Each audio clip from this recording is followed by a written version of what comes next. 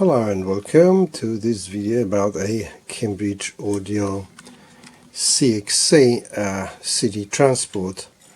As you can see, it has a nice feature, which is a CD text. However, news are not all that good. You see, the remote I got with it has a section for, I think, an amp and a DAC, and only this bit here is about the actual transport. And you would say, well, what's wrong with that? Well, what's wrong with that is that I cannot really change the time display. You know, it just shows you the time, but you can't get the remaining time or anything. And the CD text is only available when the new track is being played. And there's no way of revoking it again, or at least not that I can see. So a better remote would be in order. Maybe there is one, maybe this is just a system remote and I really need to get one dedicated to this particular unit. What else have we got? We have fairly large toroidal transformer. I mean, it is huge for a transport, it's not even a CD player. In there we have a mains filter, probably one of the most elaborate ones I've seen to date, and in there is a voltage changing switch. In here we have a power supply. Cambridge likes to enclose them. In earlier years they used to do that in a metal case. This is just plastic. Maybe it is lined with metal inside, I don't know, I haven't taken it off.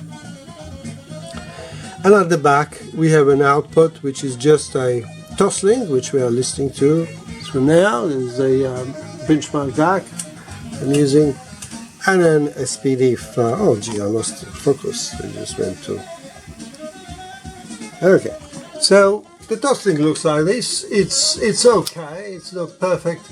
The verticals are not really all that vertical, and there are artifacts there.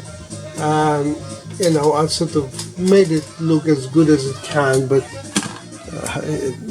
the news is not good. I mean, it's competent, you know, it's nothing terribly wrong there. But what struck me when I opened it up, let me turn it down a bit, is that it had a smell of rubber. So I said, what on earth is going on here? It's like tires or, you know, new shoes. And what really was happening here is this bridge there is made of rubber. Normally, you know, these were plastic in cheap players, cast iron in better ones like, you know, esoterics. This is rubber, which I suppose is a fair thing to do because,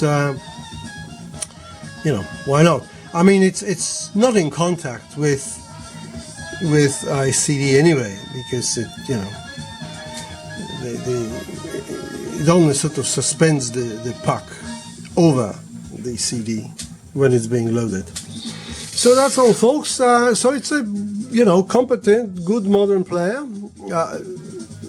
Nothing sort of extraordinary, but then nothing wrong with it either. You know, it plays, as you see, it plays CDRs. Any CDR I threw at it, it played without any hiccup, you know, even the ones that other players have difficulties with, and it plays the test CD well as well. Sadly, you know, there is no numeric pad here to get to track 8 and 15, so it has to be manually. So it's not like a Sony from the 80s. And then we have to go and manually go to track 15. Well, that's all, folks. You know, if you want a transport and you want a modern one, yeah, it's probably not as fancy as Jay's Audio, but then again, it probably doesn't cost you know, 2 or 3 grand. Well, that's all, and till the next one.